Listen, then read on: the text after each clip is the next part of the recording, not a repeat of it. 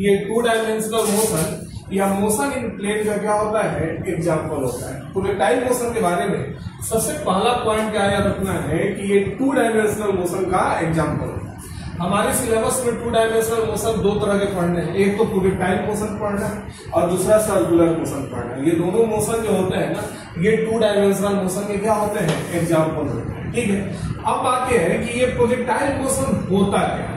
यदि हम इसको थोड़ा सा डिफाइन करना चाहें, ठीक है कि नहीं, तो हम डिफाइन करेंगे कि प्रोजेक्टाइल मोशन होता क्या। ठीक है, तो देखिए जब भी हम किसी स्टोन को या किसी बॉल को या किसी पार्टिकल को स्पेस में किसी एंगल पे, किसी ऑब्लिक एंगल पे थ्रो करते हैं तो उसका जो मोशन होता है under the influence of acceleration due to gravity या under the influence of gravity, उसी को हम बोलते हैं प्रोजेक्टाइल मोशन। याद रखें, ठीक है।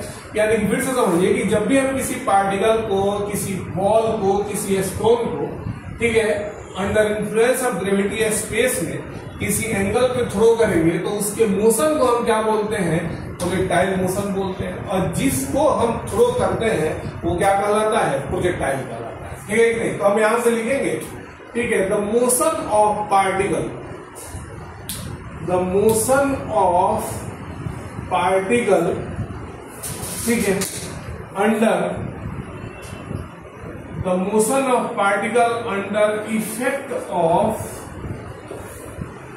Acceleration due to gravity, the motion of particle under effect of acceleration due to gravity, ठीक है, इज कॉल्ड प्रोजेक्टाइल मोशन। ठीक है, the motion of particle under effect of acceleration due to gravity is called projectile motion. उसी को हम कौन सा motion बोला हमने, प्रोजेक्टाइल मोशन बोला। ठीक है, और जिसको हमने थ्रो किया वो क्या कहलाएगा, प्रोजेक्टाइल। जैसे हमने स्टोन को थ्रो किया, जैसे हमने बॉल को थ्रो किया, अब हम इसको क्या बोलेंगे, फिजिक्स के लैंग्वेज में हम इसको स्टोन या बॉल नहीं बोल करके क्या बोलेंगे, प्रोजेक्टाइल। यानी कि जिस किसी चीज को आप स्पेस में किसी एंगल पे थ्रो करते हो, ठीक है, उसको हमने क्या नाम दे दिया, प्रोजेक्टाइल। और उसके मोशन को under effect of gravity, under effect of acceleration due to gravity, उसका जो मोशन कहलाता है, इसी मोशन को हम क्या बोलते हैं, प्रोजेक्टाइल मोशन बोलते हैं। आए बात समझ में? ठीक है, देखिए अब प्रोजेक्टाइल मोशन क्या हुआ, तो it is example of two dimensional motion. का मतलब क्या हो गया कि टू डायमेंशनल मतलब होता है मोशन इन प्लेन, और प्लेन मतलब क्या होता है, जब दो लाइन एक दूसरे को इंटरसेक्ट करती हैं तो हमेशा प्लेन बनाता है। ये बोर्ड में हमारा क्या होता है, प्लेन होता है। ठीक है कि नहीं, तो प्लेन जब भी टू डायमेंशनल मोशन की बात आती है तो टू डायमेंशनल मोशन को एक्सप्लेन करने के लिए हमारे पास दो वेरिएबल की आवश्यकता होती है। ठीक है कि नहीं, तो इसलिए हम प्रोजेक्टाइल मोशन को क्या बोलते हैं, टू डायमेंशनल मोशन का एग्जाम्पल बोलते हैं। ठीक है कि नहीं, यानी कि किसी पार्टिकल को जब हम under influence of gravity space में किसी एंगल पे थ्रो करेंगे तो इसके मोशन को हम कौन सा मोशन बोलेंगे, प्रोजेक्टाइल मोशन बोलेंगे। ठीक है, और जिस किसी चीज को हमने थ्रो किया, चाहे वो क्रिकेट बॉल हुआ या टेनिस बॉल हुआ या कोई स्टोन हुआ, कोई भी चीज जिसको आप थ्रो कर रहे हो, दिस इज कॉल्ड प्रोजेक्टाइल। ठीक है, आप देखिए यदि हम बात करें तो प्रोजेक्टाइल हम बेसिक तरह से तीन टाइप के प्रोजेक्टाइल जो है हमारे सिलेबस में पढ़ना है हमको। एक हमको पढ़ना है प्रोजेक्टाइल फ्रॉम ग्राउंड, सबसे पहले क्या पढ़ना है, प्रोजेक्टाइल फ्रॉम ग्राउंड। ठीक है कि नहीं, दूसरा हमको पढ़ना है प्रोजेक्टाइल फ्रॉम हाइट, दूसरा हमको पढ़ना है प्रोजेक्टाइल, ठीक है, फ्रॉम हाइट। अब देखिए इस वाले केस में हम दो तरह के प्रोजेक्टाइल को पढ़ेंगे।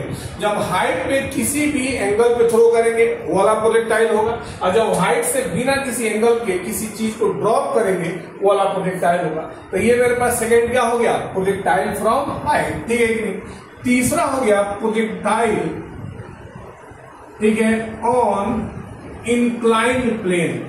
याद रखना, ठीक है कि नहीं, तो ये तीन तरह के प्रोजेक्टाइल हमारे को बेसिक तरह से पढ़ना है हमारे सिलेबस में। आगे चलकर के हाँ इसी में प्रोजेक्टाइल और रिलेटिव मोशन भी दोनों एक कंबाइंड होकर के आएगा, वो भी हमारे को पढ़ना है।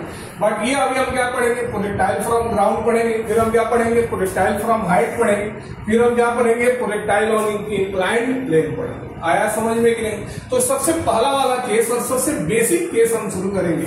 सबसे फर्स्ट वाला केस कि प्रोजेक्टाइल फ्रॉम ग्राउंड। देखिए सबसे पहला वाला केस हमको क्या पढ़ना है, प्रोजेक्टाइल फ्रॉम ग्राउंड, यानी कि ग्राउंड टू ग्राउंड प्रोजेक्टाइल जो होता है, ठीक है। यानी कि हम जब ग्राउंड पे खड़ा होकर के किसी पार्टिकल को, किसी बॉल को, ठीक है कि नहीं, किसी स्टोन को किसी एंगल पे स्पेस में थ्रो करते हैं, तो वो क्या क्या कैसे कैसे वहां पे हम लोग को फॉर्मूला पढ़ना होता है। ये सारी चीजें हम लोग फर्स्ट वाले केस में देखिएगा ध्यान से। हमने क्या किया, यहाँ पे मान लो कि हम यहां से किसी चीज को थ्रो कर रहे हैं, तो ये मेरे पास हो गया, this is called point of projection. एकदम बेसिक सा चीज है, बिल्कुल इसको बताने की आवश्यकता थी नहीं, बट हम चलो बता देते हैं, ठीक है। इसको हम बोलते हैं पॉइंट ऑफ प्रोजेक्शन। जिस वेलोसिटी से हमने इसको थ्रो किया, इसको हम बोलते हैं वेलोसिटी ऑफ प्रोजेक्शन। इसको हम क्या बोलते हैं, वेलोसिटी ऑफ प्रोजेक्शन। जिस एंगल से हमने क्या किया, थ्रो किया, इसको हमने क्या नाम दे दिया, वेलोसिटी। सॉरी, जिस वेलोसिटी से थ्रो किया, ठीक है, जिस एंगल से हमने थ्रो किया, इसको हम नाम देते हैं एंगल ऑफ प्रोजेक्शन, ठीक है। आप देखिए अब ये कैसे गिरेगा, ये ऐसे गिरेगा, ठीक है। आप ऐसे फेंकते हो तो ऐसे गिरेगी नहीं। अब यानी कि इधर वाला कौन सा एक्सिस हुआ, एक्स एक्सिस, और ऊपर वाला कौन सा एक्सिस हुआ, वाई एक्सिस।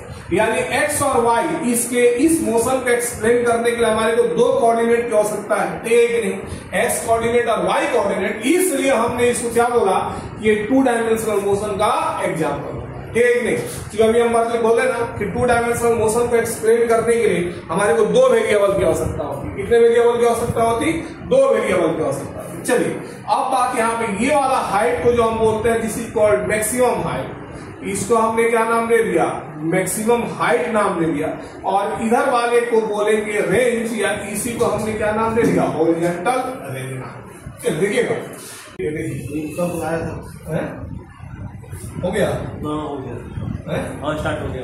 देखिए इनिशियल वेलोसिटी जो होगा हॉरिजॉन्टल डायरेक्शन में, यू एक्स जो होगा यू कॉस थीटा के बराबर, ठीक है। देखिएगा एक्सीलरेशन जो होगा, ठीक है, एक्सीलरेशन जो होगा ये एक्स किसके बराबर होगा, 0 के बराबर। अब एक चीज ध्यान में रखना है आपको, ठीक है कि नहीं, कि हॉरिजॉन्टल डायरेक्शन में एक्सीलरेशन किसके बराबर होगा, 0 के बराबर, ठीक है। ये बात एकदम से ध्यान में रखना है, ठीक है कि नहीं, कि हॉरिजॉन्टल डायरेक्शन में एक्सीलरेशन किसके बराबर होगा, 0 के बराबर, ठीक है। और इनिशियल वेलोसिटी क्या हो गया, यू कॉस थीटा। एक्सीलरेशन किसके बराबर हो गया, 0 के बराबर। तो फाइनल वेलोसिटी जब हम निकालेंगे एक्स डायरेक्शन में, फाइनल वेलोसिटी, ठीक है कि नहीं, तो एक्स डायरेक्शन में तो वी वाई जो हो जाएगा, ठीक है।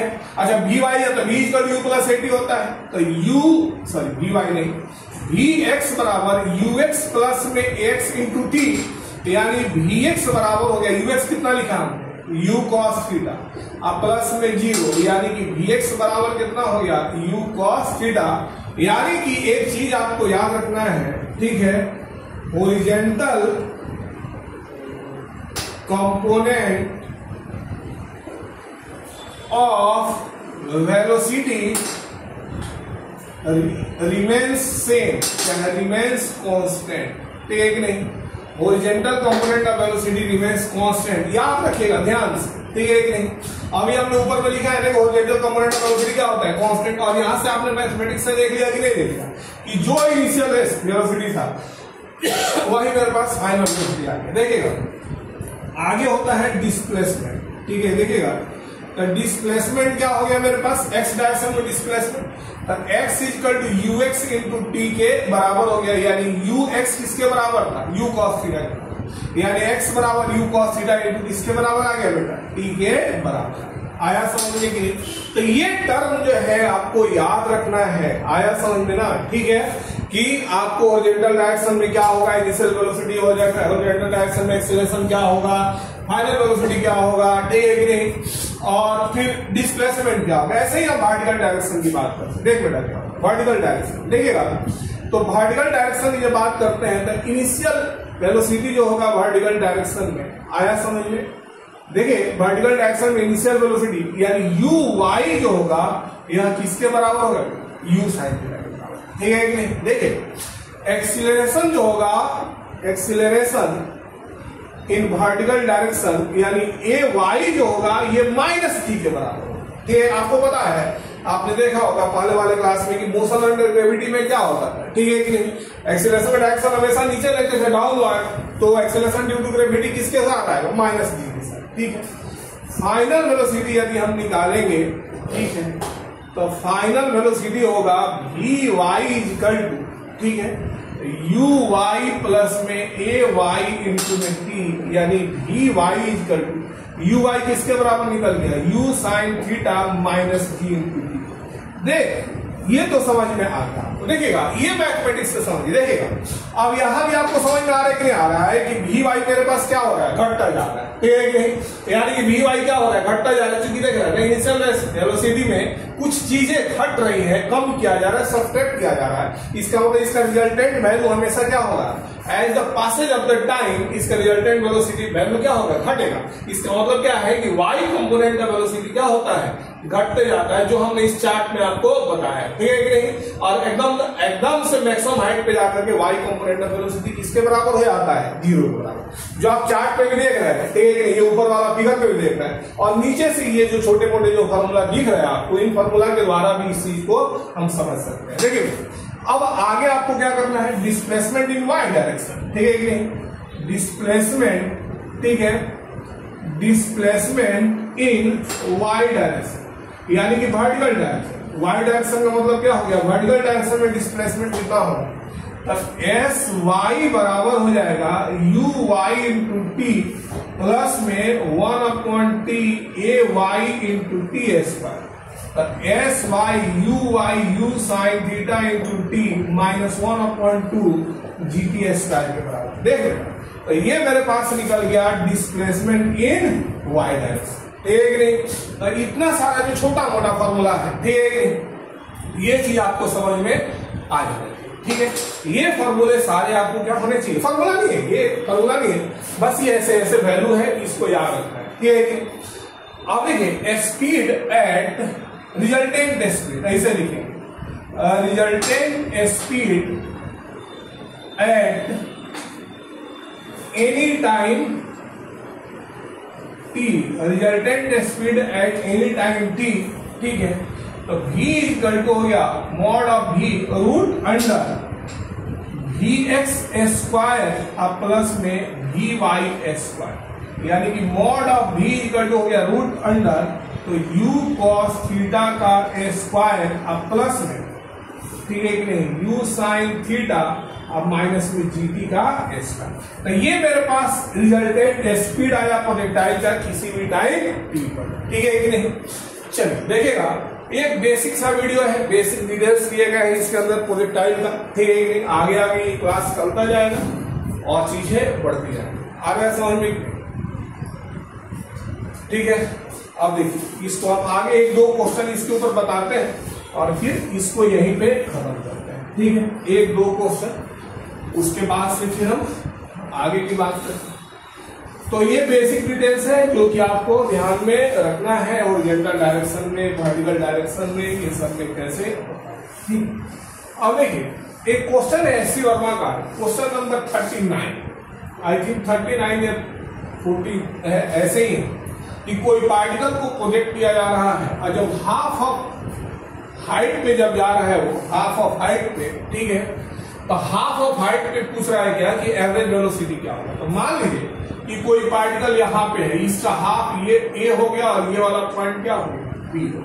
देखिए तो ए और बी पे, अच्छा ए पे इसके पास क्या होगा बेटा, यू कॉस थीटा होगा, अच्छा यहाँ पे होगा भी यू साइन थीटा, ठीक है, और यहाँ बी पे भी क्या होगा, यू कॉस थीटा, और यहाँ पे क्या होगा, यू साइन थीटा। तो अब देखिए ये दोनों इक्वल एंड अपोजिट है, यानी कि दोनों खत्म हो गया, और यू कॉस ये दोनों कांस्टेंट है, तो यहाँ पे जो एवरेज वेलोसिटी होगा v bar equal to U cos theta plus में यू कॉस थीटा अपॉन में 2, यानी v बराबर होता है 2u कॉस थीटा अपॉन में किसके बराबर, 2 के बराबर। आया बात समझ में कि नहीं। तो हमारे पास जो आंसर आ गया बेटा, ये किसके बराबर आ गया, u कॉस थीटा के बराबर आ गया, दिस इज योर आंसर, ठीक है। तो ये क्वेश्चन काफी आसान सा क्वेश्चन है, काफी इजी क्वेश्चन। ठीक है, दूसरा एक और क्वेश्चन अब बहुत आसान सा क्वेश्चन। ठीक है, कह रहे हैं कि कोई पार्टिकल है, ठीक है, जो हम जिसको पॉजिटिव एक्स डायरेक्शन के साथ, ठीक है, 10 मीटर के स्पीड से थ्रो कर रहे हैं 37 डिग्री के एंगल, 10 मीटर पर सेकेंड के स्पीड से थ्रो कर रहे हैं 37 डिग्री के एंगल। तो क्वेश्चन कहा जा रहा है क्या, फाइंड आउट द